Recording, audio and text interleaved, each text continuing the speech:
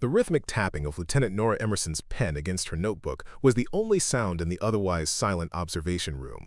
Through the two-way mirror, she watched as yet another interrogation failed. The suspect, a high-ranking military officer from the Balkan conflict, sat stone-faced, responding to questions with practiced silence or calculated lies.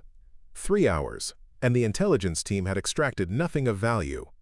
Before we jump back in, tell us where you're tuning in from, and if this story touches you, make sure you're subscribed, because tomorrow, I've saved something extra special for you.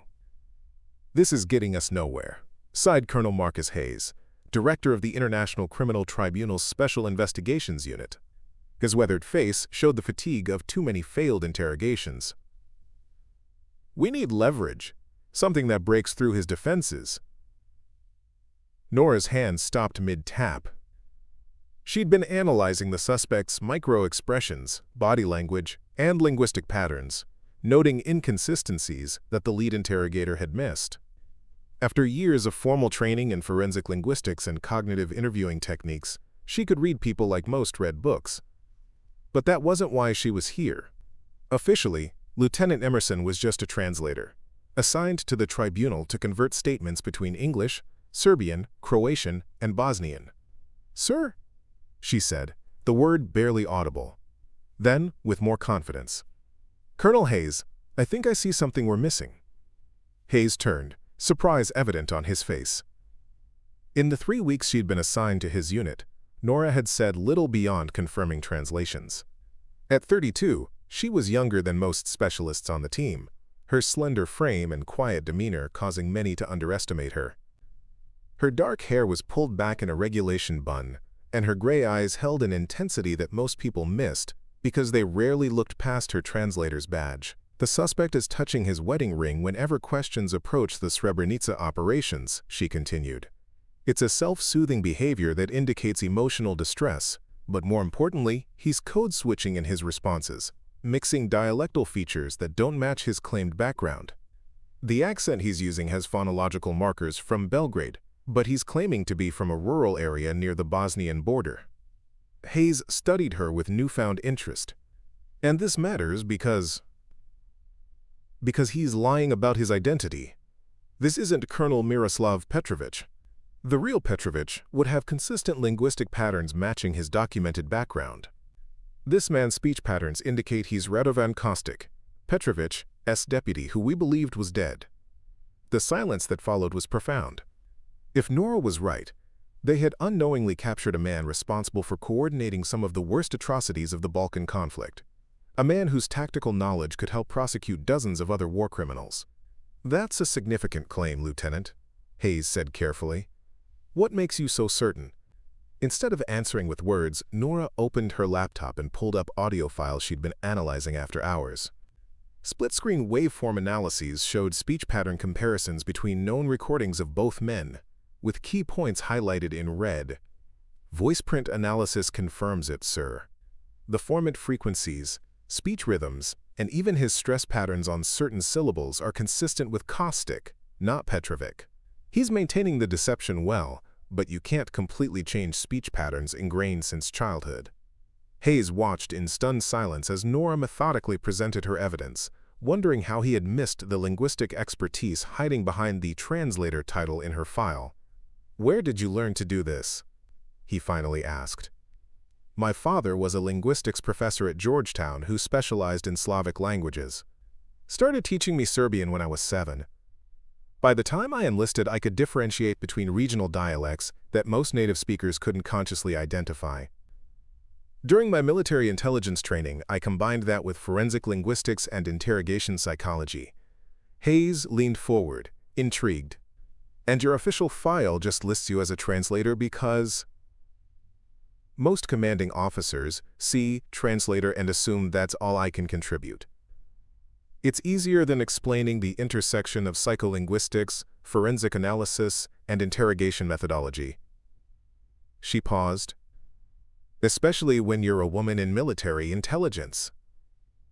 In his 12 years leading international tribunal investigations, Hayes had worked with intelligence specialists from multiple countries, and he'd never seen anyone identify a false identity through linguistic analysis with such precision.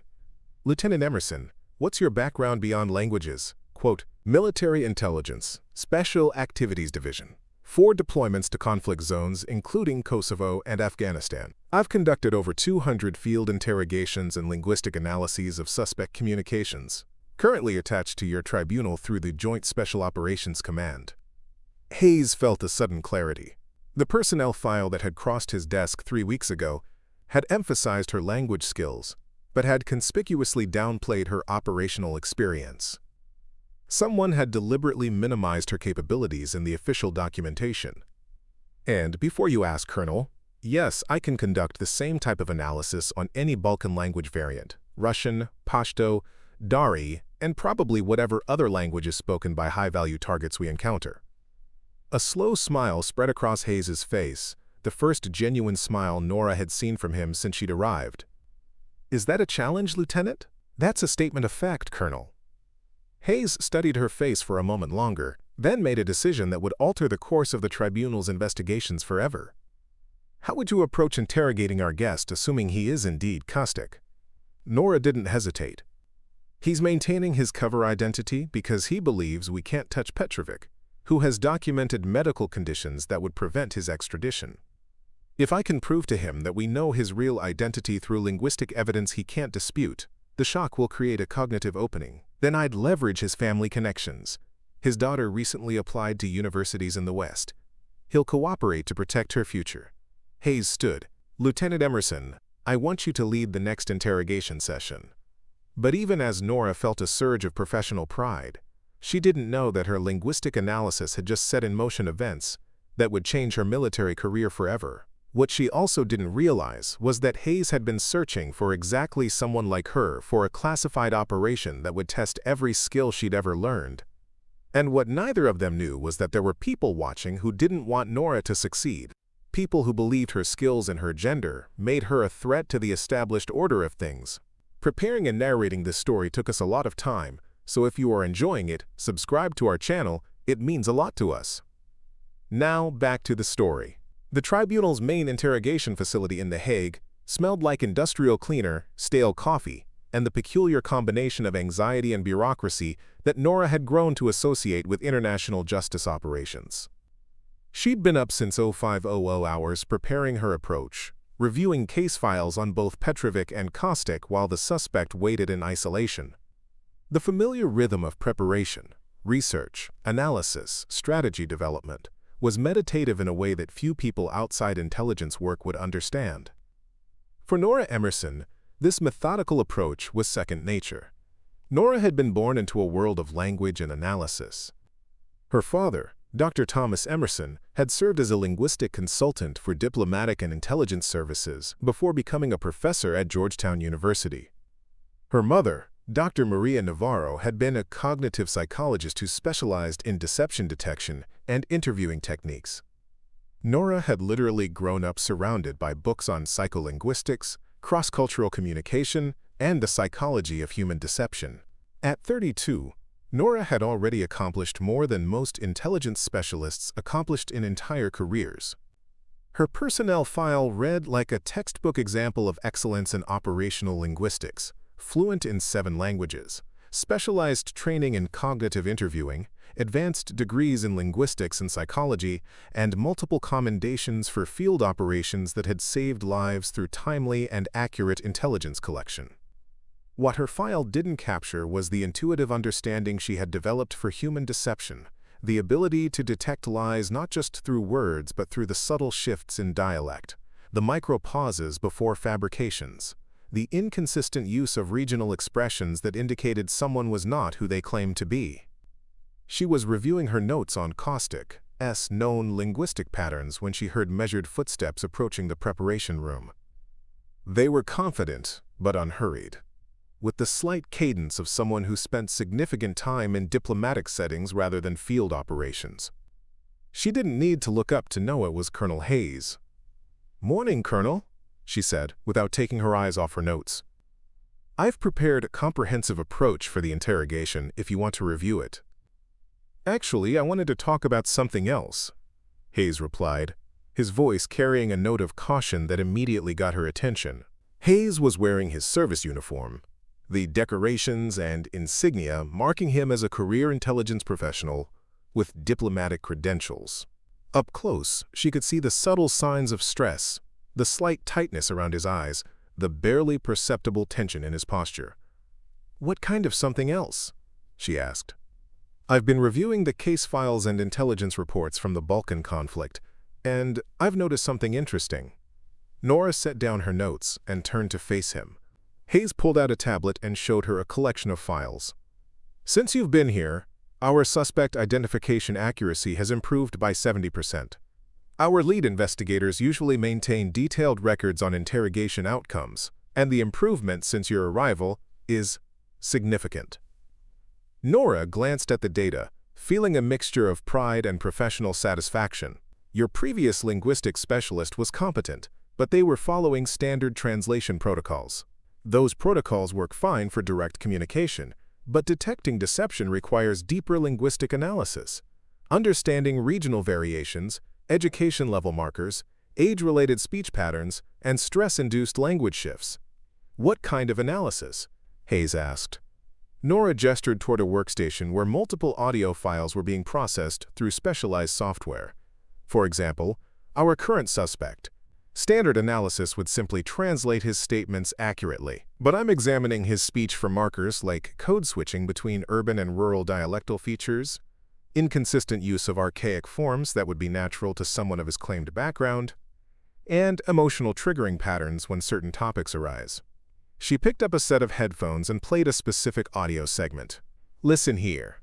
When discussing military operations near Srebrenica, he uses the formal military terminology of a trained officer, but when describing the regional geography, he slips into colloquialisms that someone from Belgrade would use, not someone from the border region he claims to be from. It's these inconsistencies that reveal deception." Hayes nodded slowly. He'd been in intelligence long enough to understand the difference between competent and exceptional, and Nora was clearly operating at an exceptional level. "How did you develop this approach?" "Trial and error, mostly. My first deployment was to Kosovo in 2015 with a Joint Special Operations Task Force. We were conducting daily intelligence operations, which meant frequent interviews with locals, officials, and occasionally detained suspects." Nora's expression grew distant as she remembered. "We started having intelligence failures, missed connections, false identifications, people using fake personas that weren't being caught by standard vetting. So I started developing modified analysis protocols based on combining psycholinguistic markers with regional speech patterns, instead of just translating content." Nora met his gaze directly. "It worked. Our unit had 0 high-value target misidentifications during that deployment, and our operational intelligence improved significantly." Hayes understood that philosophy completely. In his experience, misidentifying suspects wasn't just embarrassing. It was potentially catastrophic for international justice efforts. The fact that Nora approached her job with that level of seriousness impressed him more than her technical skills, though those were clearly exceptional. "I have a proposition for you," Hayes said. "The tribunal is entering a critical phase in the next month. We've identified multiple high-value targets from the conflict who have been living under false identities. We'll be conducting intensive interview operations, evidence verification, and witness protection assessments under conditions that approximate field operations." Nora waited for him to continue. "I want you to be our lead linguistic intelligence specialist. Not just translating statements, but working with us to optimize our interview strategies for specific psychological and cultural profiles." The offer was intriguing on multiple levels. Nora had worked with international tribunals before, but always in a support capacity. This sounded like Hayes was offering her a more integrated role, treating her as a specialist rather than just a translator. "What would my responsibilities include?" she asked. "Everything related to linguistic intelligence, interview strategy, deception detection, cultural context analysis, even input on witness protection as it relates to identity concealment and communication security." Hayes paused. "I've been reviewing your service record. You're not just a translator, you have operational experience, which means you understand how intelligence collection works under pressure. You have advanced academic training, which means you understand the theoretical foundations of human communication. And you clearly have technical expertise that goes beyond standard linguistic training. Nora felt a flutter of professional excitement. This was exactly the kind of assignment that could advance her career significantly. Working closely with the International Criminal Tribunal would give her experience that few intelligence officers ever received. "I need to get approval from my chain of command," she said. "Already taken care of. I spoke with General Patterson this morning. He's enthusiastic about the opportunity for interagency cooperation." Hayes smiled slightly. "Plus, he's heard about the improvements in our suspect identification accuracy since you've been here. He thinks it reflects well on military intelligence professionalism." The political aspects of the assignment weren't lost on Nora. Joint operations between military intelligence and international tribunals were as much about building relationships between agencies as they were about actual investigations. Success in this role could open doors throughout her career. "When do we start?" she asked. "Team briefing is at 1,400 hours. I'll introduce you to the rest of the investigators, and we can start discussing specific requirements for the upcoming operations." Hayes turned to leave, then paused. "One more thing, Lieutenant. My team has worked with a lot of support personnel over the years. Most of them are competent. Some of them are good, but very few of them are exceptional. Based on what I've seen so far, I think you might be exceptional." After Hayes left, Nora remained in the preparation room, processing the implications of what had just happened. She'd been assigned to work directly with one of the most prestigious international investigative bodies in the world, reporting to a colonel who had just paid her one of the highest professional compliments she'd ever received. The opportunity was extraordinary, but it also came with enormous pressure. The tribunal operated at a level of scrutiny and professionalism that allowed no room for error. If she was going to work with them, she would need to perform at that same level consistently. Any mistake, any failure to detect deception or analyze communication patterns accurately would reflect not just on her personally, but on military intelligence as a whole. Nora had always thrived under pressure, but this was different. This wasn't just about doing her job well. This was about proving that she belonged at the highest levels of international justice operations. But what Nora didn't yet know was that her appointment to the tribunal's Special Investigations Unit had already created ripples of controversy in certain circles. There were people who believed that a military intelligence officer, especially a female officer, had no business working so closely with the tribunal's most sensitive cases. And some of those people were prepared to take action to ensure that Nora's assignment would end in failure. At 13:30 hours, Nora secured her materials and made her way to the tribunal's main briefing room. The building was modern international architecture, functional glass and steel that prioritized security and utility over aesthetics.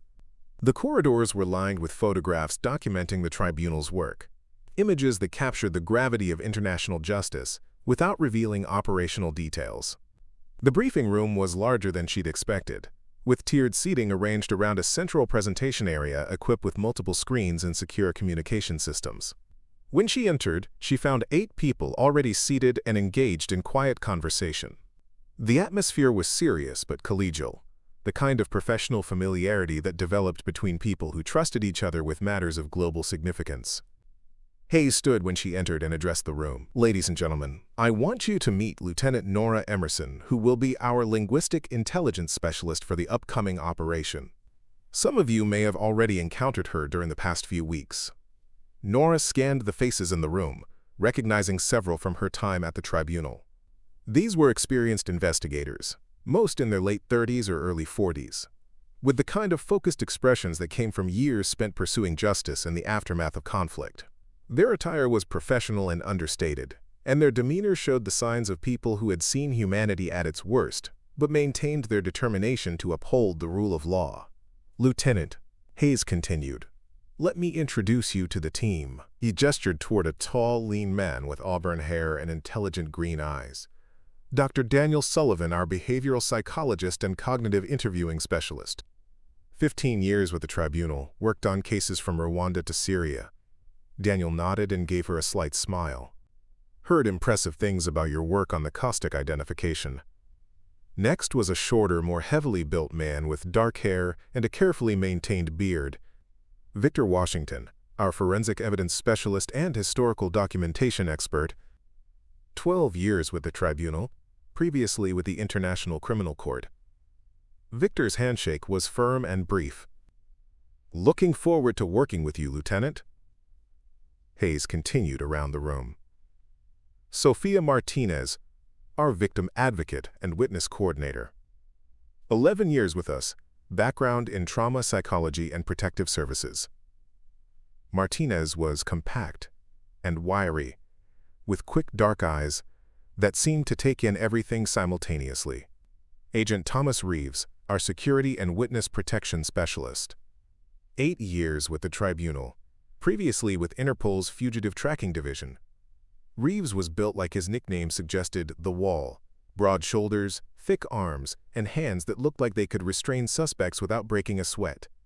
Dr. Jessica Kim, our forensic evidence analyst and document verification specialist, 6 years with us, previously with the UN Commission on Human Rights.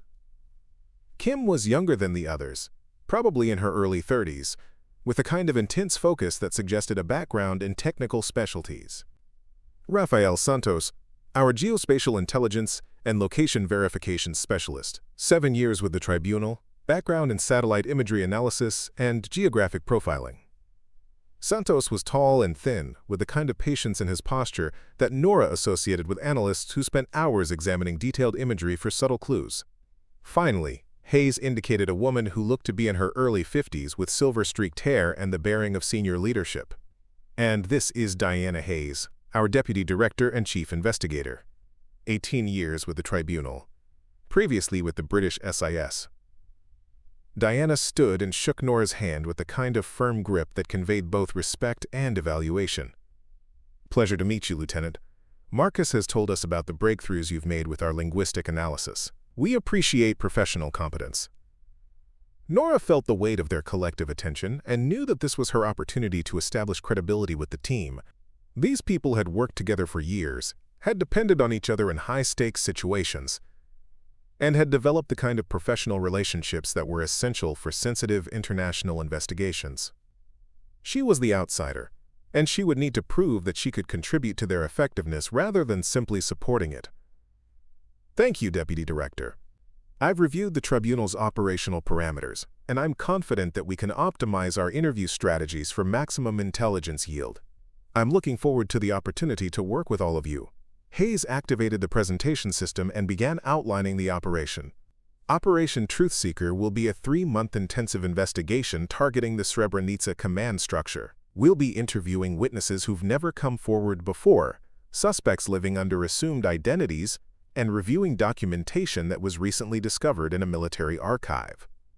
The first slide showed a detailed organizational chart of military and paramilitary units involved in the Srebrenica operations. The complexity of the command structure explained why accountability had been so difficult to establish. The investigation encompasses approximately 30 potential suspects at various levels of command authority. We'll be establishing multiple secure interview sites and conducting operations that require different linguistic and cultural approaches for different suspect profiles.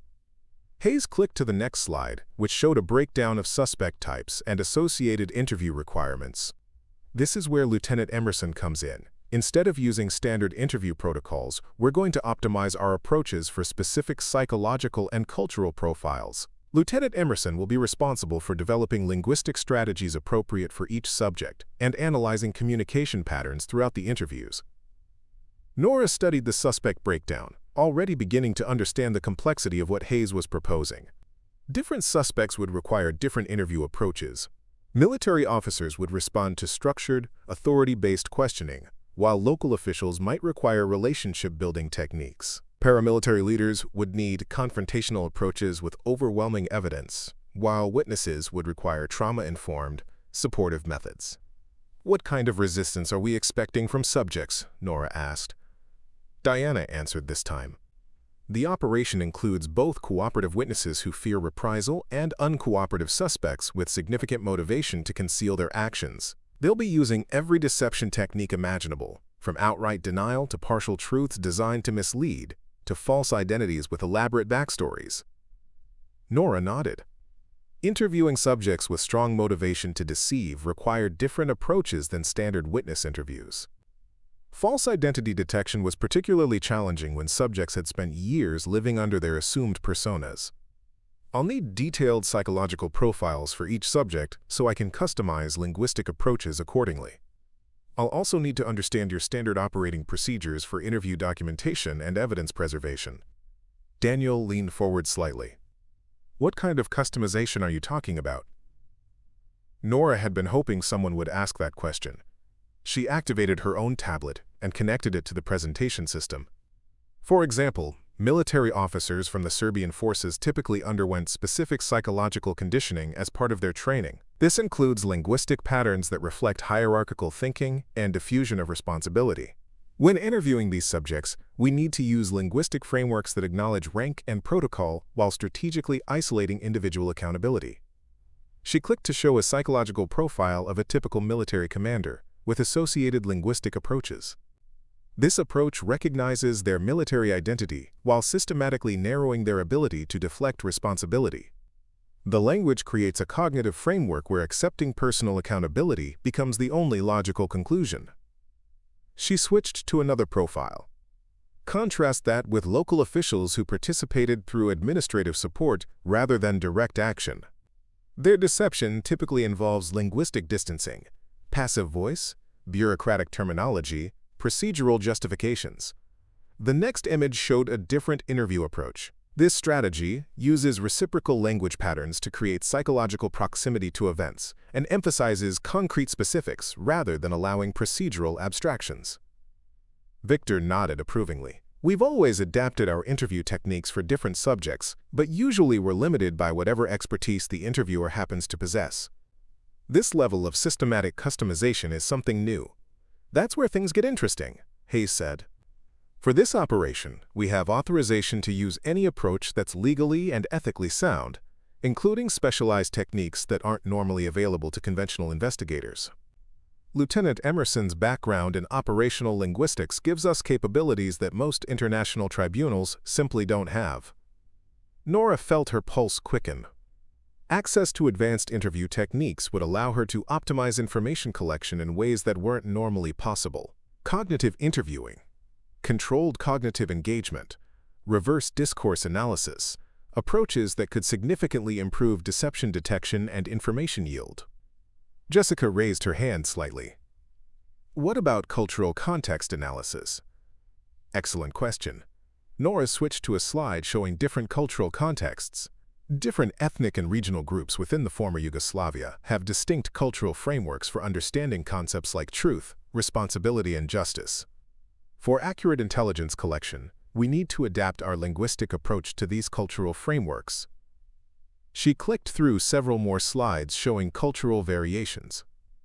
I can work with each of you to select linguistic frameworks that optimize your interviews for the specific cultural context of your subject. This includes everything from word choice to questioning rhythm to the use of cultural reference points. Raphael looked genuinely interested. I typically work with satellite imagery to verify location claims. How does linguistic analysis intersect with spatial intelligence? That's actually a fascinating intersection, Nora replied. People describe locations differently based on their familiarity with them. Someone who lived in an area uses different spatial language, more specific landmarks, local nicknames for places, relational descriptions based on regular movement patterns, compared to someone who only visited briefly or is fabricating their presence. We can analyze their spatial language to determine not just if they were there, but how they experienced the location. This can help verify or challenge their claimed role in events that occurred there. The briefing continued for another hour as Nora and the team discussed specific requirements for different subjects. By the end, Nora had a comprehensive understanding of what would be expected of her during the operation, and the team had a better understanding of what she could contribute to their effectiveness. After the briefing, Diana approached her as the other team members were filing out of the room. "Lieutenant, may I have a word with you?" "Of course, Deputy Director." Diana waited until they were alone before speaking. "I've been working with international tribunals for 18 years, and I've worked with a lot of support personnel during that time. Most of them are good at their jobs, but they don't really understand what we do or how we operate." Nora waited for her to continue. Based on what I've seen today, you're different. You understand that our interviews aren't just conversations, they're the mechanism through which justice becomes possible. That level of understanding is rare, even among people who work with international tribunals regularly. Thank you, Deputy Director. I take my responsibilities seriously. I can see that, but I want you to understand something about this team. Diana gestured toward the door where the other team members had exited. These people have been working together for years. They trust each other completely, and they depend on each other in situations where failure means impunity for war criminals. Nora nodded, sensing that Diana was building toward something important. If you're going to work with us, you need to understand that you're not just supporting us, you're part of the team. That means we're going to depend on you the same way we depend on each other. It also means that if you have concerns or recommendations about our interview strategies or investigation approaches, we expect you to speak up. We don't want someone who just follows protocols. We want someone who thinks critically and contributes to our success. The weight of Diana's words settled on Nora's shoulders. This wasn't just a professional opportunity. It was an invitation to join one of the most elite investigative teams in the world as a full member, rather than just a support technician. The responsibility was enormous, but so was the opportunity to make a real difference in bringing war criminals to justice. I understand, Deputy Director. I won't let you down. Diana smiled for the first time since Nora had met her. I don't think you will. Marcus doesn't recommend people lightly, and his judgment about personnel is usually spot on. But even as Nora felt the warmth of acceptance from the team, she had no idea that her integration into the tribunal's operations was being watched by people who saw her presence as a threat. People who believed that the elite international justice community should remain exactly as it had always been. And some of those people were already making plans to ensure that Nora's time with the team would end in spectacular failure. Nora spent the evening conducting final preparations and reviewing her documentation one more time. Every interview approach was optimized for maximum effectiveness. Every potential deception strategy had been anticipated, and every cultural and psychological challenge had been addressed. Her phone buzzed with a text message from her father. Heard through diplomatic channels that you're doing something special over there. Can't wait to hear about it when you get back. She typed back. Can't discuss details, but it's the opportunity of a lifetime. Wish me luck. You don't need luck, Nora. You have knowledge, preparation, and insight. That's better than luck. Nora smiled and put her phone away. Her father was right. She didn't need luck. She had spent years developing the skills and expertise that had brought her to this moment. The sun was barely visible over the North Sea when Nora arrived at the tribunal the next morning. She'd been awake since 4:30, her mind racing with interview strategies and cultural analysis scenarios. The coffee in her travel mug was already half gone, and she had another cup waiting in the small break area she'd set up in the back corner of the analysis room. Nora was examining the linguistic profile of their first subject, a former administrative officer named Dragan Nikolic who was suspected of facilitating deportations, when she heard familiar footsteps approaching. Hayes's gait was distinctive, measured, confident, with the slight forward momentum that came from years of purpose-driven movement. She learned to recognize the sound over the past few weeks. Morning, Lieutenant. Hayes's voice carried the slight hoarseness that suggested he'd been awake for a while. How are preparations coming along? Morning, Colonel. Nora set down her notes and turned to face him. Hayes was wearing his service uniform, but something in his expression suggested that this wasn't just a routine check on her progress. I've completed analysis on all primary interview subjects, found a few issues that need to be addressed before the operation begins. Hayes's expression sharpened immediately. Interview strategy issues before a major investigation were serious problems that could affect the entire operation. What kind of issues? Nora gestured toward a workstation where she'd laid out several profiles. Daniel's primary subject has linguistic patterns suggesting narcissistic personality traits that weren't in his psychological profile. Victor's subject shows code switching between educated and uneducated speech patterns that indicates a false background. Raphael's witness has spatial language inconsistencies that suggest he wasn't present at the location he claims. How significant are these issues? Daniel's subject will shut down completely if we use the confrontational approach originally planned. We need to switch to a strategy that allows him to maintain perceived status while still extracting the information we need. Victor's subject needs to be approached as someone maintaining a false identity, not just someone concealing information. Raphael's witness isn't necessarily lying intentionally. He may have incorporated others' accounts into his memories, but we need to use memory differentiation techniques to separate what he actually experienced from what he heard. Hayes nodded slowly.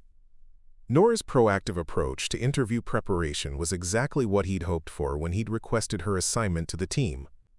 Identifying potential problems before they occurred was the difference between successful intelligence collection and missed opportunities for justice. What do you need? Nora pulled out a tablet and showed him a revised interview plan. Time with each investigator to brief them on the revised approaches. Access to our audio database to run comparative analysis on speech patterns. And permission to develop custom cognitive elicitation strategies for each subject. Hayes reviewed the plan quickly. The adjustments weren't insignificant, but they were well within the operational parameters for the investigation. More importantly, the improved interview effectiveness would be worth many times the effort if it prevented missed opportunities to identify war criminals. Proceed with your recommendations. Schedule time with each investigator today. I want everyone fully prepared before the first interviews tomorrow. Hayes handed back the tablet. How confident are you in these revisions? The linguistic markers are unambiguous, Colonel. If we don't adjust our approaches, we'll lose critical intelligence opportunities. But as Nora began to explain her modifications, neither she nor Hayes noticed the figure standing in the shadows outside the analysis room entrance. Judge Alexander Vukovic had been listening to their conversation for the past 5 minutes, and what he'd heard confirmed his worst fears about this military intelligence officer's influence on his tribunal. Vukovic had been with the international justice system for 26 years, rising through the ranks from prosecutor to judge through sheer determination and political skill. He commanded respect through intimidation rather than jurisprudence, and he had very specific ideas about how investigations should be conducted. Those ideas did not include military personnel, especially female military personnel, having direct input into tribunal operations. Vukovic had been opposed to Nora's assignment from the beginning, but his objections had been overruled by officials who were impressed by her linguistic credentials. Now, listening to Hayes discuss investigation modifications with an outsider, Vukovic felt his anger building. This woman was inserting herself into areas where she had no business, and Hayes was encouraging her. Vukovic stepped out of the shadows and entered the analysis room, his presence immediately changing the atmosphere. Hayes straightened slightly into a more formal posture, but with the kind of subtle acknowledgement that professionals showed to senior leadership. "Morning, Judge Vukovic," Hayes said carefully. Colonel Hayes. Vukovic's voice was flat, professional, but Nora could detect an undercurrent of tension. "I wanted to discuss some concerns about the upcoming operation." Vukovic's eyes swept over Nora dismissively before returning to Hayes. "I understand you've made some modifications to our standard interview protocols." "I've been working with Lieutenant Emerson to optimize our interview strategies for specific subject profiles," Hayes replied. "The improvements in intelligence yield have been significant." Vukovic's expression remained neutral, but Nora could feel the hostility radiating from him like heat from a furnace. "I see. And these modifications were approved through proper channels?"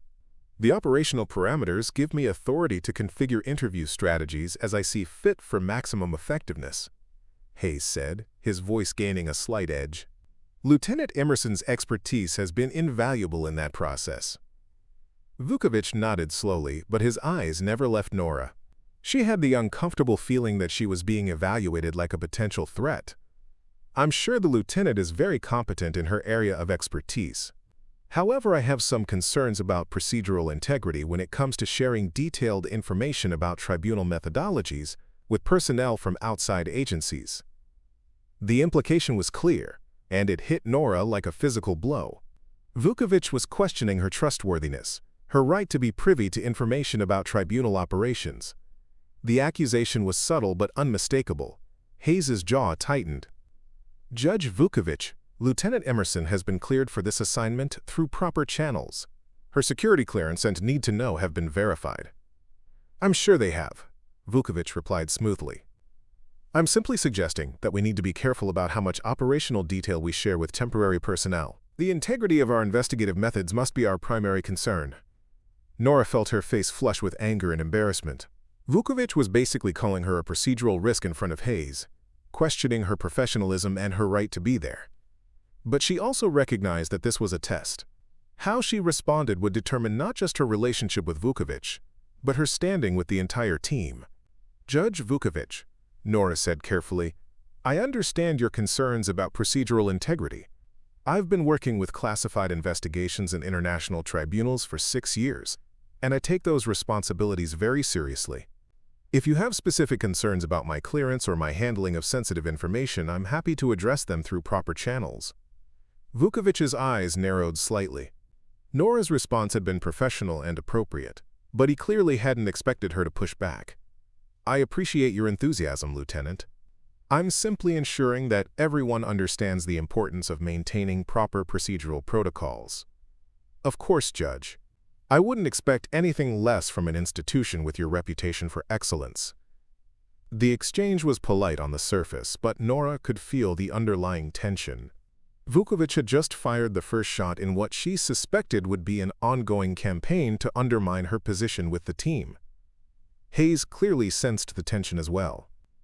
"Judge, was there something specific about the operation preparations you wanted to discuss?" Vukovic's attention returned to Hayes, but Nora could tell that she remained in his peripheral vision. "I'll be reviewing the proceedings closely to ensure that our judicial standards are maintained. I want to make sure that any innovations don't compromise our established procedures." "Understood, Judge." Vukovic turned to leave, then paused and looked back at Nora. "Lieutenant, I trust you'll remember that while you're here as a guest, our subjects' legal rights depend on procedures being followed perfectly. I hope your modifications don't introduce any unnecessary risks to case integrity." The words were carefully chosen to sound professional. But the message was clear. Vukovic was holding Nora personally responsible for any procedural issues, and he expected her to fail. "Judge, I can assure you that every modification I've suggested has been thoroughly reviewed for legal and procedural compliance. The improvements are documented and measurable." Vukovic nodded slowly. "I'm sure they are. We'll see how they perform under actual tribunal conditions." After Vukovic left, Hayes stood quietly for a moment, clearly processing what had just happened. Nora could see the conflict in his expression. He valued Nora's contributions, but Vukovic was senior leadership with the power to make life very difficult for everyone involved. "Lieutenant," Hayes said finally, "I want you to know that Vukovic's concerns don't reflect my opinion or the team's opinion of your work. Your contributions have been exceptional, and I stand behind every decision we've made regarding interview optimization." "Thank you, Colonel. I appreciate your support. But I also want you to understand that Vukovic has significant influence within the tribunal community. If he decides to make an issue of your assignment, it could create problems that go beyond this operation." Nora nodded, understanding the political realities that Hayes was describing. "Colonel, I didn't come here to cause problems for you or your team. If my presence is going to create difficulties, I can request reassignment." Hayes shook his head firmly. "That's not going to happen. You're here because we need your expertise, and nothing Vukovic said changes that. But I want you to be aware that he'll be looking for any excuse to prove that bringing you in was a mistake." "Understood, Colonel. I'll make sure there are no mistakes." "I know you will. Just be extra careful about everything. Document every procedure, double-check every recommendation, and make sure all your work is beyond reproach." After Hayes left, Nora remained in the analysis room, her earlier confidence shaken by the encounter with Vukovic. She'd faced skepticism and hostility before. It came with the territory of being a woman in a male-dominated field. But Vukovic's hostility felt different, more personal, more dangerous. And Nora had no way of knowing that Vukovic's opposition to her assignment went far beyond simple professional skepticism. 3 days earlier, Vukovic had received a phone call from an old colleague at the International Court of Justice, someone who shared his traditional views about the role of military personnel in tribunal investigations. That colleague had expressed concern about the precedent that Nora's assignment might set, the possibility that successful integration with a tribunal team could lead to pressure for military intelligence officers to be assigned to leadership roles throughout the international justice community. Vukovic had agreed to monitor Nora's performance carefully and to document any failures or problems that could be used to argue against future similar assignments. What he didn't tell Hayes or anyone else was that he was prepared to ensure that Nora's assignment would result in documented failures, even if he had to create those failures himself. The next 48 hours passed in a blur of intensive preparation. Nora worked longer hours than she'd ever worked before, triple-checking every interview strategy and documenting every procedure with meticulous detail. She knew that Vukovic would be scrutinizing her work for any flaw, any excuse to declare her assignment a failure. Daniel arrived at the analysis room on schedule for his interview preparation. Nora had spent the morning developing a revised approach for his subject, a narcissistic former military officer, and the strategy was more sophisticated than anything the tribunal had used before. But as Daniel reviewed the materials, Nora noticed him glancing around nervously. "Everything okay, Daniel?" Nora asked. Daniel hesitated before responding. "Nora, I need to tell you something. Vukovic's been asking questions about you, about your work, your background, your security clearances. He's also been talking to some of the investigators privately." Nora felt a chill of apprehension. "What kind of questions?" "Whether we think you're qualified for this assignment, whether you're getting special treatment because you're military, whether your linguistic approaches are really necessary or just showing off." Daniel met her eyes directly. "I want you to know that the team supports you completely. We've seen the difference your work has made, and we appreciate what you're doing for us." "But," Nora could hear the hesitation in his voice. "But?" "But Vukovic has a lot of influence. If he decides to make an issue of your assignment, it could affect Hayes' career. And if Hayes gets in trouble, it could affect all of us." Nora understood the impossible position that the team was being put in. They valued her contributions, but they also had to protect their own careers and their relationship with senior leadership. "Daniel, I don't want to cause problems for Hayes or anyone else.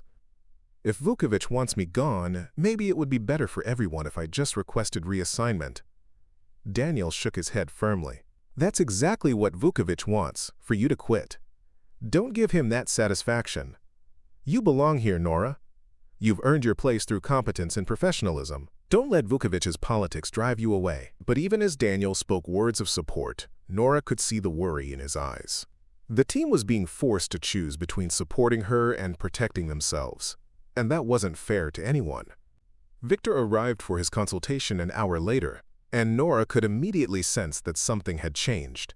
His usual friendly demeanor was replaced by a more formal, cautious attitude. He reviewed her revised approach for interviewing a subject with a false background, with professional appreciation, but the easy camaraderie they'd developed was noticeably absent. "Is there a problem with the interview strategy?" Nora asked. "No, the approach is perfect. Better than anything we've used before." Victor paused. "Nora, I need to ask you something, and I want you to be honest with me." "Of course. Are you here just to do a job? Or are you here to prove something? Because if you're trying to make a political statement about military intelligence in international tribunals, that puts all of us in a difficult position." The question hit Nora like a physical blow. "Victor, I'm here because Hayes requested my expertise, and because I believe I can contribute to the tribunal's effectiveness. Nothing more. Nothing less." "I believe you," Victor said quietly. "But Vukovic's been suggesting that your assignment is part of some larger agenda to integrate military personnel into tribunal leadership. He's saying that if you succeed here, it will be used as justification for changing policies throughout the international justice community." Nora felt anger building in her chest. Vukovic was deliberately distorting her assignment, turning it into something political when it had always been purely professional. "Victor, my assignment has nothing to do with integration policies. I'm here as a linguistic specialist, not as a political symbol. I know that. But Vukovic's version of events is getting attention from people above Hayes' level. If this operation becomes a referendum on military tribunal integration, it creates pressure that none of us need." Nora understood what Victor was really saying. Vukovic was escalating the situation beyond the team level, involving senior leadership who might be sympathetic to his concerns about maintaining traditional tribunal culture. "What do you need me to do?" Nora asked. "Just be perfect," Victor replied. "Don't give Vukovic any ammunition to use against you or Hayes. Because if this goes bad, it won't just affect you. It will affect everyone who supported your assignment. The weight of that responsibility settled heavily on Nora's shoulders. She wasn't just representing herself anymore. She was representing every military intelligence specialist who might want to work with international tribunals in the future. The stakes had been raised far beyond what she'd originally signed up for. That evening, Nora worked late in the analysis room, conducting final preparations for Raphael's interview strategy. The precision required for memory differentiation techniques demanded hours of careful preparation and testing. But Nora found the detailed work calming after the stress of the day's conversations. She was adjusting the cognitive cue sequence when she heard footsteps approaching. Expecting to see Hayes or one of the team members, Nora looked up to find Vukovic standing in the doorway. This time, he wasn't making any pretense of a casual visit. "Working late, Lieutenant." Vukovic's voice was carefully neutral, but Nora could detect the underlying hostility.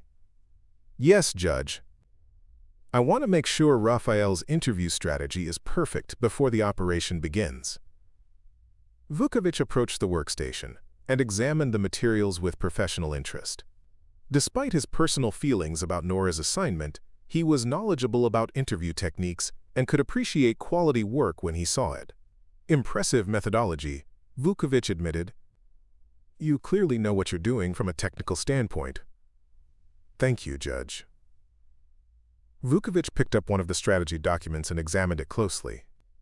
"Tell me, Lieutenant, what do you think this assignment means for your career?" The question seemed innocent, but Nora sensed a trap. "I think it means I have an opportunity to contribute to the justice process for one of the most significant human rights cases in recent history, Judge. And beyond that, do you see this as a stepping stone to bigger things, perhaps a pathway to assignments that haven't traditionally been available to military personnel?" There it was. The real issue that was driving Vukovic's opposition. He saw Nora's assignment as the thin edge of a wedge that could eventually lead to military intelligence officers being assigned to leadership positions in international tribunals. "Judge, I'm focused on doing my job to the best of my ability. I'm not thinking about what this assignment might or might not lead to in the future." Vukovic set down the document and looked at Nora directly. "I'm going to be very honest with you, Lieutenant.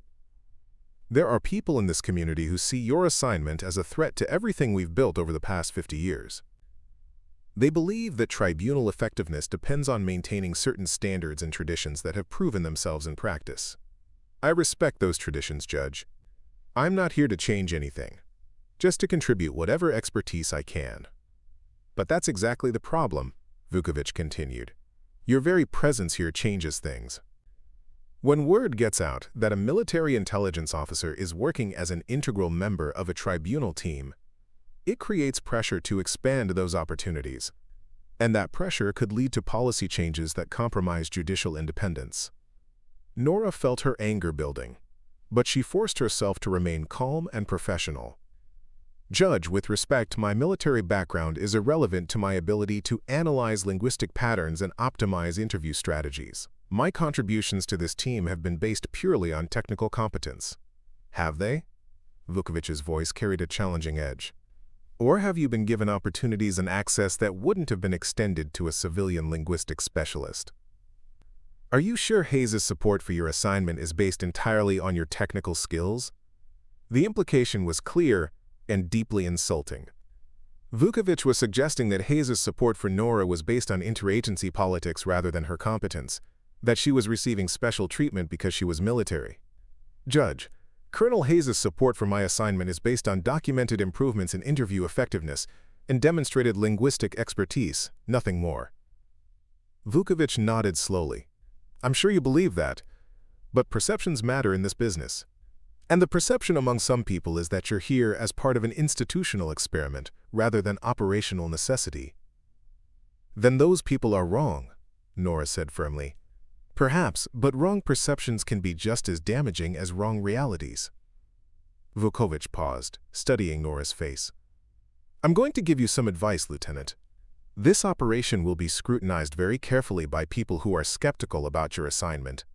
Any problems, any failures, any hint that your presence has negatively affected tribunal performance will be noted and documented. If I were you, I would be very, very careful about ensuring that everything goes perfectly." The threat was unmistakable. Vukovic was telling Nora that he would be looking for any excuse to declare her assignment a failure, and that he had the power to make that declaration stick. "I understand, Judge. I intend to perform at the highest possible level. I'm sure you do. But intentions and results are sometimes very different things." Vukovic turned to leave, then paused. "One more thing, Lieutenant. If problems do arise during this operation, interview failures, procedural complications, anything that could be attributed to your methodologies or recommendations, I want you to know that I will not hesitate to document those problems accurately and completely." After Vukovic left, Nora sat alone in the analysis room, feeling more isolated and vulnerable than she'd felt since joining military intelligence. Vukovic's message had been crystal clear. He was actively hoping for her to fail, and he had the authority and influence to ensure that any failures would be magnified and publicized. Nora understood now that she wasn't just fighting for her own career or even for her place on Hayes's team. She was fighting for the future opportunities of every military intelligence specialist who might want to work with international tribunals. The operation wasn't just a test of her technical competence. It was a test of whether military and tribunal personnel could work together effectively. The stakes couldn't be higher, and Nora knew that Vukovic would be watching for any mistake, any flaw, any excuse to declare the experiment a failure. She would have to be perfect, not just good, or even excellent. Perfect. As Nora finally secured the analysis room and headed back to her quarters, she made a decision that would define the rest of her career. She wasn't going to let Vukovic drive her away. She wasn't going to give up the opportunity to prove that military intelligence specialists could contribute at the highest levels of international justice. And she wasn't going to let down the team that had come to depend on her expertise. Vukovic wanted a fight. She would give him one, but she would fight on her terms using her strengths. And she would win by being so good at her job that even Vukovic's prejudices couldn't overcome the evidence of her competence. The real battle was just beginning. Nora woke up at 0400 hours, 2 hours before her usual wake-up time. Sleep had been elusive, her mind replaying her confrontation with Vukovic and analyzing every possible way that the upcoming operation could go wrong. She dressed quietly and made her way to the analysis room, finding solace in the familiar routine of interview preparation. The morning brought an unexpected visitor. General Elizabeth Mitchell from Joint Special Operations Command arrived at The Hague for what was officially described as a routine liaison visit. But Nora suspected there was nothing routine about the timing of the visit, just 3 days before the start of Operation Truthseeker. General Mitchell was an impressive figure, 52 years old, decorated combat veteran with deployments to both Iraq and Afghanistan. She'd risen through the ranks in an era when women faced significant barriers to advancement in military intelligence, and her presence commanded immediate respect. Hayes brought General Mitchell to the analysis room at 0900 hours for what he described as a technical briefing on interagency cooperation. Nora recognized the visit for what it really was, a high-level assessment of her assignment and its implications for military tribunal relations. "Lieutenant Emerson," General Mitchell said, extending her hand, "I've been hearing very interesting things about your work here." "Thank you, ma'am. I hope they've been positive." General Mitchell smiled slightly. "Mixed, actually, which is why I wanted to see for myself what you've been accomplishing." For the next 2 hours, Nora conducted the most thorough presentation of her work that she'd ever given. She demonstrated the linguistic analysis techniques she'd developed, presented data on interview effectiveness improvements, and explained her approach to cultural context analysis across multiple regional dialects. General Mitchell asked detailed technical questions that demonstrated both her knowledge of intelligence collection and her understanding of international tribunal requirements. "Impressive work, Lieutenant," General Mitchell said when the presentation concluded. "Your approach to linguistic intelligence is exactly what we need in modern operational environments." "Thank you, ma'am." General Mitchell's expression became more serious. "However, I want you to understand that your assignment here has attracted attention at very high levels. There are people who see your success as validation of arguments for expanding military tribunal integration, and there are others who see any problems as evidence that such integration would be dangerous." Nora felt the familiar weight of being a symbol rather than just an intelligence officer. "Ma'am, I'm just trying to do my job to the best of my ability." "I know you are, but your job has become bigger than just analyzing linguistic patterns. Whether you like it or not, you're representing the capabilities and potential of military intelligence throughout the international justice community. General Mitchell paused. The results of this operation will be analyzed by people who are making policy decisions about the future of interagency cooperation. Success here could open doors throughout the international system. Failure could close them for years. The pressure that Nora felt was overwhelming. She'd signed up to be a linguistics specialist, not a political pioneer. But she also understood that she couldn't escape the broader implications of her assignment. "Ma'am, what do you need me to do?" "Be perfect," General Mitchell replied. "Document everything. Anticipate every possible problem and make sure that no one can question your professionalism or competence, because they are going to try." After General Mitchell left, Hayes remained in the analysis room with Nora. His expression was troubled, and Nora could see the weight of command responsibility in his posture. "Lieutenant, I want to apologize for putting you in this position. When I requested your assignment, I thought I was getting technical expertise from my team. I didn't realize I was making you a symbol in a much larger debate. Colonel, you don't need to apologize. You gave me an opportunity to contribute at the highest levels of international justice. That's all I ever wanted." Hayes nodded, but Nora could see that he felt responsible for the pressure she was under. "I want you to know that whatever happens during this operation, I stand behind my decision to bring you in. Your contributions have been exceptional, and they've made my team better." "Thank you, Colonel. That means everything to me. But I also want you to know that Vukovic has been building a case against your assignment. He's been documenting every conversation, every interaction, every decision that involves you. If anything goes wrong during the operation, he's prepared to argue that your presence was a contributing factor." Nora felt a chill of apprehension. "What kind of case?" "He's arguing that integrating military personnel into tribunal teams creates unnecessary complications and distractions. He's suggesting that the time and attention spent on your assignment has detracted from normal tribunal preparation. And he's implying that any interview problems during the operation should be attributed to your methodologies rather than normal investigative challenges." Nora understood the trap that Vukovic was setting. By attributing any problems to her presence or her work, he could argue that military personnel were inherently disruptive to tribunal effectiveness, regardless of their individual competence. "Colonel, is there anything I can do to counter his arguments?" Hayes considered the question carefully. "Document everything. Keep detailed records of all your work, all your recommendations, and all your interactions with team members. Make sure that your professionalism is beyond question and that your technical contributions are clearly documented. And if interview problems do occur during the operation, then we deal with them professionally and transparently. The important thing is that we don't give Vukovic any ammunition to use against you or the concept of military tribunal integration." That afternoon brought another challenge that Nora hadn't anticipated. She was conducting final checks on Raphael's memory differentiation technique when Jessica approached her with obvious reluctance. "Nora, I need to talk to you about something, and I don't think you're going to like it." Nora set down her materials and gave Jessica her full attention. "What's going on?" "Vukovic's been asking questions about your security clearance and your access to classified tribunal information. He's suggesting that your assignment gives you access to witness protection protocols and victim identities that shouldn't be shared with military personnel." Nora felt a surge of anger. "Jessica, my security clearance is current and appropriate for this assignment. I was vetted through proper channels before I ever arrived here." "I know that, and so does everyone else.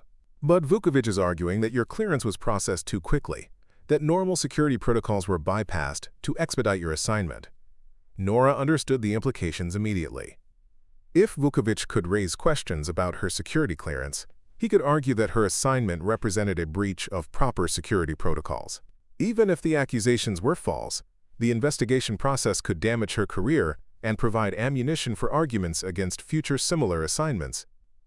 "Jessica, are there specific concerns about my handling of classified information? Not from anyone who's actually worked with you, but Vukovic's been asking hypothetical questions about what would happen if classified tribunal materials were compromised through inappropriate information sharing." Nora realized that Vukovic was building a comprehensive case against her assignment, attacking her competence, her professionalism, and now her trustworthiness. He was creating a narrative that would justify terminating her assignment regardless of her actual performance. What can I do about this? Jessica looked uncomfortable. Honestly, be extra careful about everything. Don't discuss any operational details outside of necessary briefings. Document all your access to classified materials, and maybe try not to be alone with classified information if you can avoid it. The suggestion that Nora might be suspected of security breaches was so absurd that it would have been funny if the implications weren't so serious. But she understood that Jessica was trying to protect her by recommending that she avoid any situation that could be misinterpreted or misrepresented. I understand.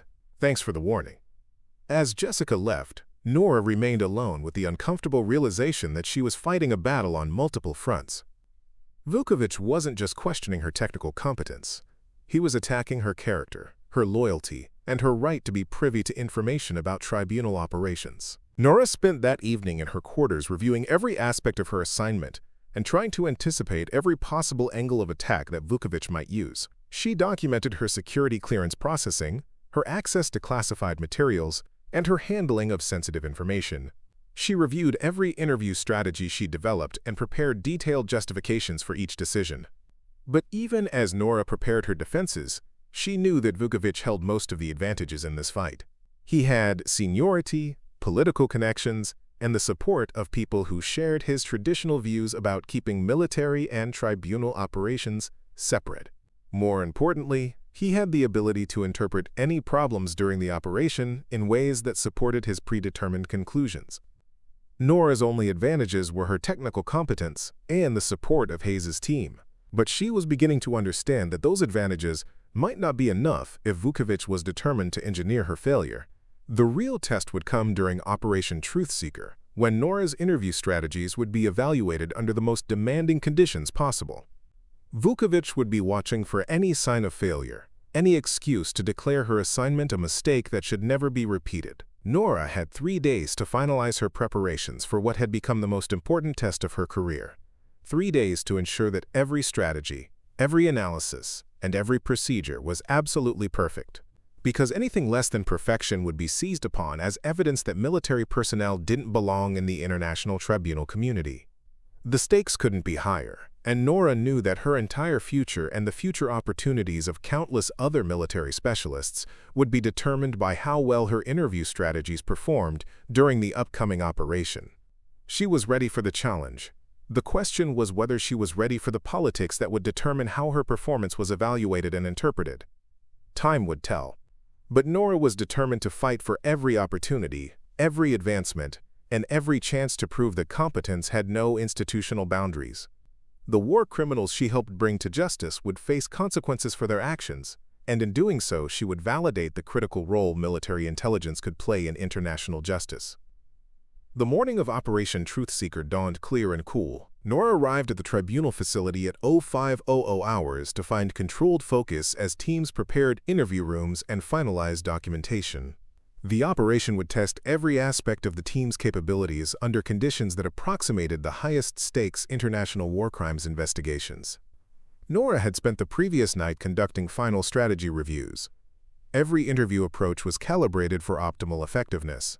Every deception detection technique had been tested and verified, and her analysis kit contained everything needed to address any linguistic challenges that might arise in real time. Hayes approached as Nora was securing the last of her materials in the analysis center. Operational status: all interview strategies are optimized and ready for implementation. Cultural context analyses are complete, and I'm prepared to provide real-time support throughout the operation period. Outstanding. Hayes paused, his expression becoming more serious. Lieutenant, I want you to know that this operation will be observed by senior leadership from multiple international organizations. Vukovic will be among the observers, and he'll be looking for any excuse to criticize your work. Understood, Colonel. I won't give him any ammunition. I know you won't. Just remember that we're not just being evaluated on our investigative performance. We're being evaluated on our ability to integrate new methodologies and personnel. Your success is our success. The first day of interviews was scheduled to begin at 0800 hours. Nora established herself in the analysis center, where she could monitor multiple interview feeds simultaneously and provide real-time guidance to the team. The facility hummed with the quiet tension that preceded high-stakes operations. Diana approached just before the first interview was set to begin. "Nora, I wanted to check in before we start. How are you feeling?" "Ready?" Nora replied with more confidence than she felt. "The team is fully prepared, and our strategies are solid." Quote. Diana nodded, but Nora could see concern in her eyes. "Vukovic has been making his rounds this morning. He's brought in several senior judges to observe, including people from the International Court of Justice and the European Court of Human Rights." The implication was clear. Vukovic was gathering witnesses who might be sympathetic to his traditional views, people who could validate his criticisms if anything went wrong. "Let him watch," Nora said firmly. "Our work will speak for itself." Diana smiled slightly. "That's the attitude we need. Just remember that we're all behind you, regardless of what happens today." The first subject arrived at 0815 hours, a former administrative officer from the Srebrenica command structure who was believed to have facilitated deportation orders. Daniel would be conducting the interview using Nora's linguistic approach designed for narcissistic personality types. As the interview began, Nora watched Daniel implement her strategy flawlessly. Instead of directly challenging the subject's authority, he used linguistic framing that allowed the subject to maintain perceived status while still providing critical information. The approach created a psychological environment where cooperation became a way for the subject to demonstrate superiority rather than submission. Within 30 minutes, the subject was providing details about command structures and deportation protocols that previous interviews had failed to elicit. By the 2-hour mark, he had implicated 3 senior officers in the planning of forced relocations, information that could lead to multiple additional prosecutions. Hayes' voice came through on Nora's headset. "Outstanding work on the linguistic strategy. We've never gotten this level of cooperation from this subject before." But as Nora monitored the interview, she noticed Vukovic observing from the upper gallery, his expression skeptical as he took notes. He clearly wasn't impressed by the success, or was deliberately choosing to ignore it. The second interview began at 1100 hours, a witness who claimed to have been present during key military planning meetings. Raphael would be using Nora's memory differentiation technique to separate first-hand experiences from information the witness had heard from others. The approach was sophisticated, using linguistic cues to trigger different memory processing pathways in the brain. By analyzing subtle shifts in language patterns, Raphael could identify which parts of the testimony were based on direct experience and which were reconstructed from secondary sources. This interview proved more challenging.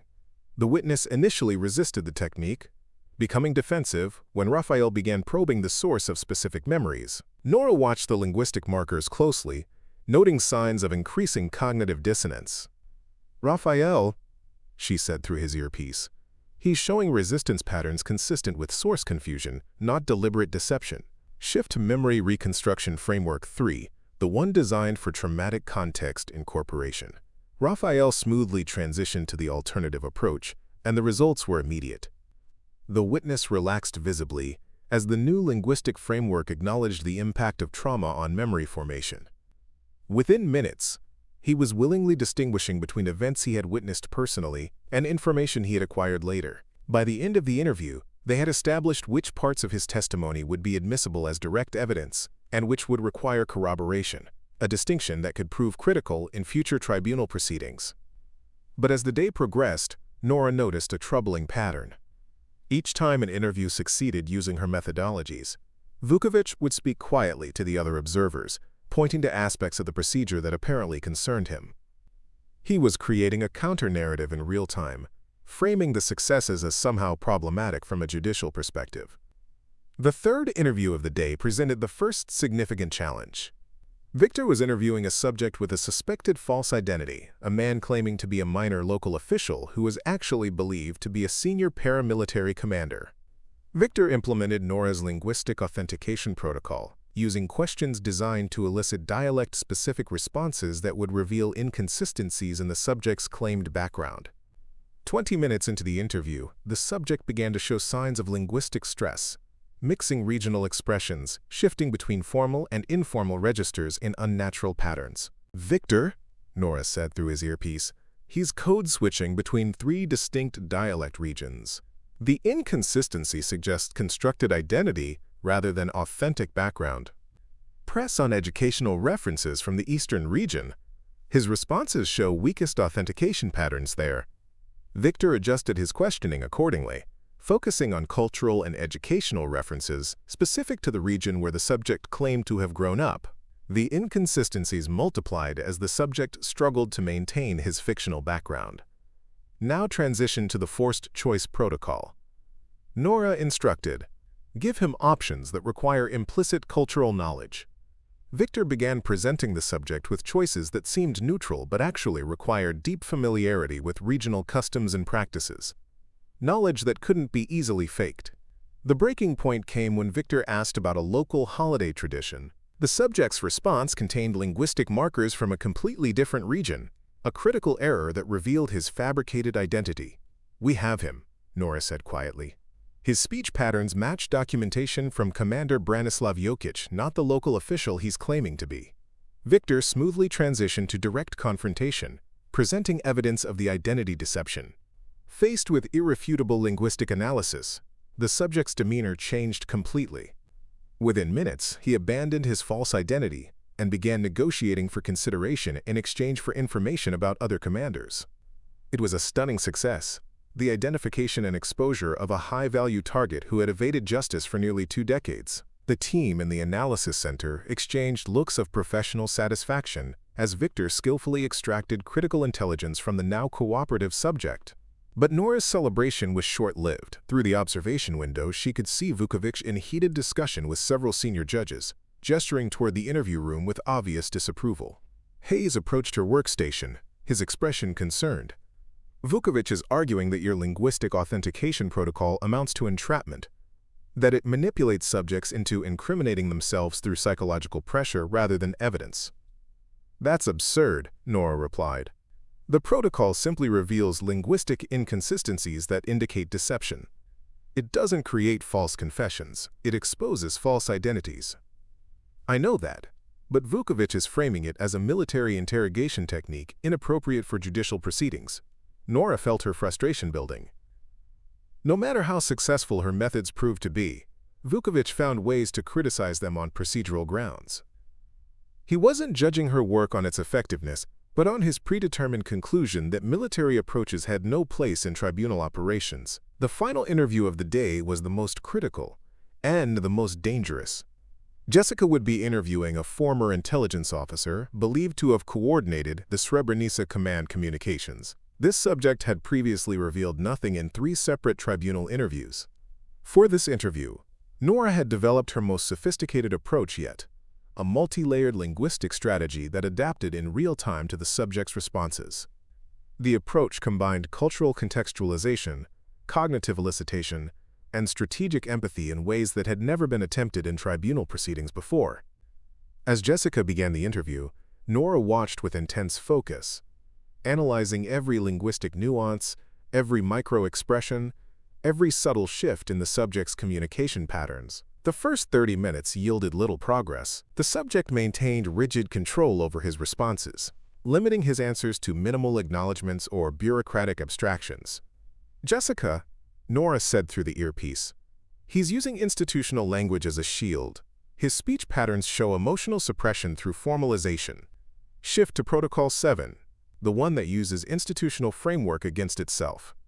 Jessica smoothly transitioned to the alternative approach, using the subject's own bureaucratic language to create a linguistic environment where specific details became necessary to maintain his self-image as a precise, professional military officer. The strategy worked brilliantly. To avoid appearing imprecise or uninformed, the subject began providing increasingly specific information about command structures, communication protocols, and reporting procedures. Without realizing it, he was creating a detailed map of exactly how the Srebrenica operations had been coordinated. 2 hours into the interview, they had more actionable intelligence than all previous interviews combined. The subject had implicated multiple senior commanders, revealed previously unknown communication channels, and provided context that would help interpret dozens of ambiguous documents. It was an unqualified success, exactly the kind of breakthrough that could transform the entire investigation. But, as Nora was documenting the results, an urgent message came through from the security team. "Lieutenant, we have a situation. Judge Vukovic has filed an emergency motion with the tribunal president questioning the admissibility of all evidence collected using your methodologies. He's claiming procedural violations that could compromise the entire case." Nora felt the blood drain from her face. Vukovic wasn't just criticizing her work anymore. He was actively trying to invalidate it, to have all the evidence they'd collected declared inadmissible on procedural grounds. Hayes entered the analysis center, his expression grim. "Lieutenant, the tribunal president has called an emergency review session. We need to defend your methodologies before the full judicial panel in 1 hour." The next 60 minutes passed in a blur as Nora prepared her defense. She gathered documentation on every methodology, compiled evidence of their effectiveness, and prepared detailed explanations of how each approach complied with tribunal standards. Diana joined her preparation, bringing years of tribunal experience to the effort. "Vukovic's attacking your work on 3 fronts," she explained. "He's claiming your methods constitute psychological manipulation, that they don't meet tribunal evidence standards, and that they introduce military approaches inappropriate for judicial proceedings." "Those claims are completely unfounded," Nora replied, her frustration evident. "We know that, but we need to convince the judicial panel, and more importantly, we need to demonstrate that your methods actually enhance justice rather than compromising it." At 1,700 hours, Nora stood before the tribunal's full judicial panel, 12 judges from different countries, all with decades of experience in international law. Vukovic sat at the prosecutor's table, his expression confident as he prepared to present his objections. The tribunal president, Justice Elena Morales, called the session to order. "We are here to consider Judge Vukovic's motion regarding evidence collection methodologies employed by Lieutenant Nora Emerson. Judge Vukovic, please present your concerns." Vukovic rose, his manner formal and authoritative. "Madam President, distinguished colleagues, I bring before you a matter of grave concern regarding the integrity of our proceedings.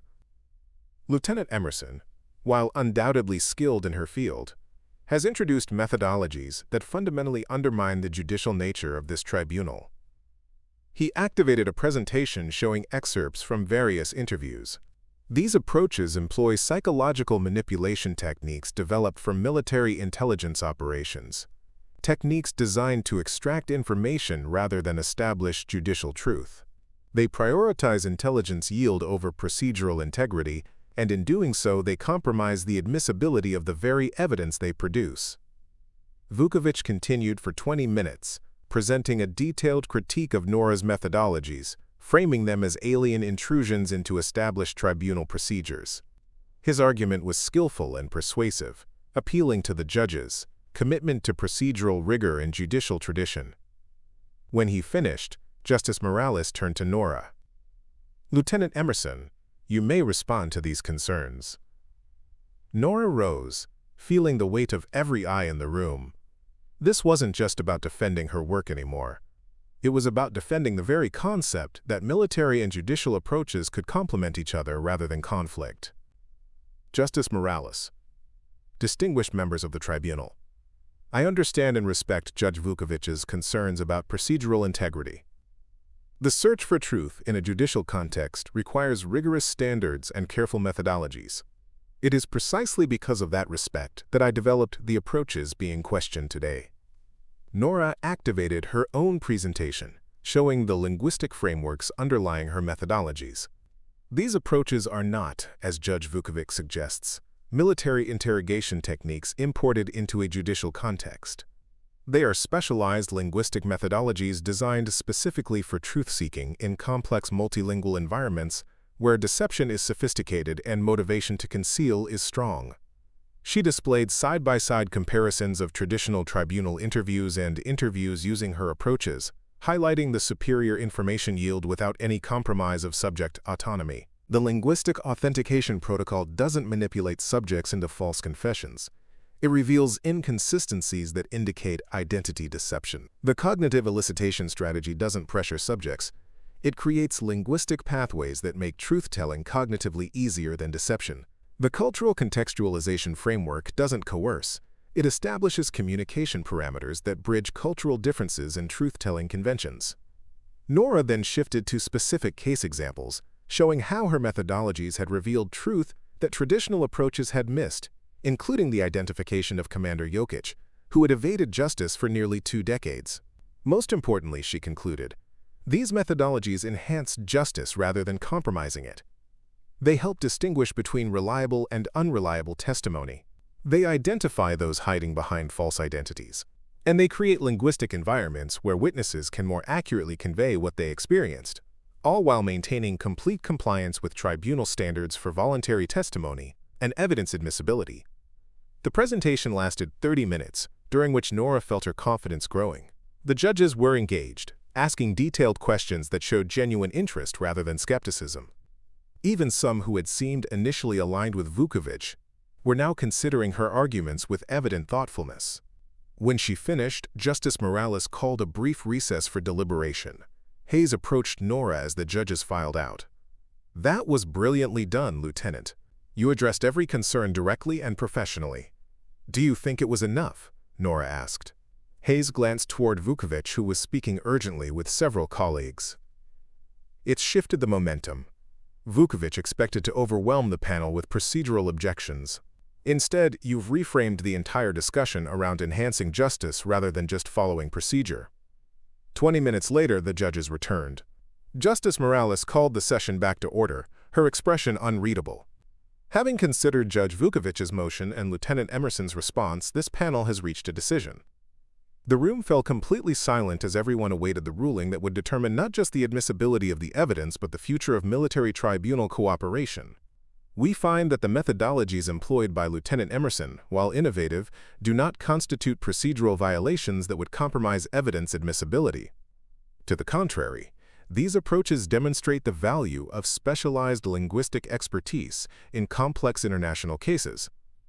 Nora felt a wave of relief wash over her as Justice Morales continued. Furthermore, we find that Lieutenant Emerson's contributions to this investigation have significantly enhanced our ability to establish truth in accordance with tribunal standards. Her methodologies will be documented as acceptable practices for future tribunal proceedings, provided they are implemented with the same rigor and oversight demonstrated in the current operation. Justice Morales then turned directly to Vukovic. "Judge Vukovic, while we appreciate your commitment to procedural integrity, this panel is concerned that your objections appear to be based more on the source of these methodologies than their substance. The tribunal's purpose is to establish truth and deliver justice, regardless of which professional discipline contributes to that goal." Vukovic's face had gone pale as he realized that his attempt to undermine Nora's work had instead resulted in its formal validation by the tribunal's highest authority. "This session is adjourned," Justice Morales concluded. Operation Truth Seeker will continue with Lieutenant Emerson's full participation. As the judges filed out, Hayes approached Nora with undisguised satisfaction. "Congratulations, Lieutenant. You've just made tribunal history." The next 2 weeks transformed Operation Truth Seeker into the most successful war crimes investigation in recent memory.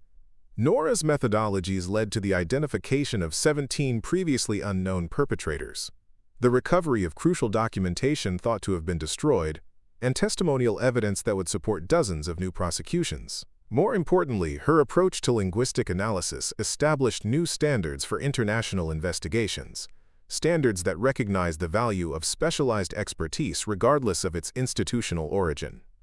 On the final day of the operation, Diana called a team meeting to discuss the results. The atmosphere was celebratory but professional, the quiet satisfaction of people who had accomplished something meaningful under difficult circumstances. She turned to Nora with obvious respect. "Much of that success is directly attributable to Lieutenant Emerson's contributions. Her linguistic methodologies have transformed our ability to distinguish truth from deception in complex testimony." One by one, the team members expressed their appreciation. Daniel thanked her for the psychological frameworks that had broken through previously impenetrable resistance. Victor praised her identity authentication protocols that had exposed hidden war criminals. Raphael acknowledged how her memory differentiation techniques had clarified witness testimony that might otherwise have been dismissed as unreliable. But the most meaningful acknowledgement came from Diana. "Lieutenant, when you first joined this team, I told you that we expected you to be more than just support personnel. Today proved that you understood exactly what we meant. You haven't just supported this investigation, you've transformed it." 2 days later, Nora received notification that she had been selected for promotion to captain, an assignment to a newly created Joint Military Tribunal task force focused on linguistic intelligence in international investigations. Her expertise would be essential to operations that required the highest levels of analytical sophistication and cultural understanding. As Nora prepared for her new assignment, she thought about the young officers who might follow in her footsteps.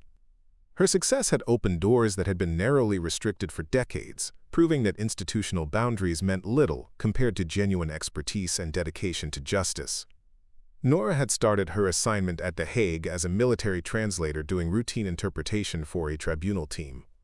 She was finishing as a permanently integrated member of the international justice community, recognized as one of the most skilled linguistic intelligence specialists in the field. The journey had been difficult, marked by challenges and obstacles that she had never anticipated. But Nora had learned that the most important battles were often fought not in interrogation rooms, but in the institutional spaces where decisions were made about who deserved opportunities to serve at the highest levels. Nora Emerson had won her battle through excellence, perseverance, and the support of professionals who recognized that true strength came from diversity of expertise, rather than uniformity of background. And in winning her own battle, she had helped win a larger war for equality and recognition that would benefit countless others who would follow. Her story began with a simple demonstration of linguistic expertise, identifying a war criminal by his speech patterns when others saw only a translator. It had evolved into something much more significant, proof that barriers could be broken and assumptions could be challenged when competence met opportunity. Nora's phone buzzed with a message from her father. "Saw the news about your promotion and new assignment. Couldn't be prouder. You've proven that excellence knows no institutional boundaries." Nora smiled and typed back, "Thanks, Dad. I learned from the best.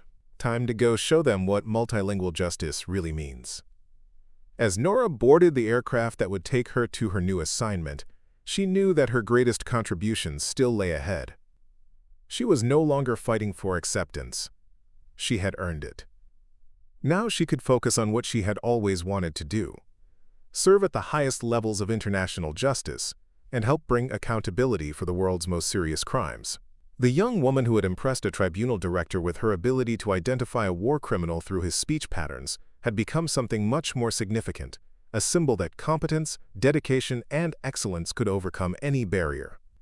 And in proving that she belonged, Nora had helped prove that anyone with the skill and determination to serve deserved the opportunity to do so at the highest level. Her story was one of triumph over prejudice, competence over politics, and merit over tradition.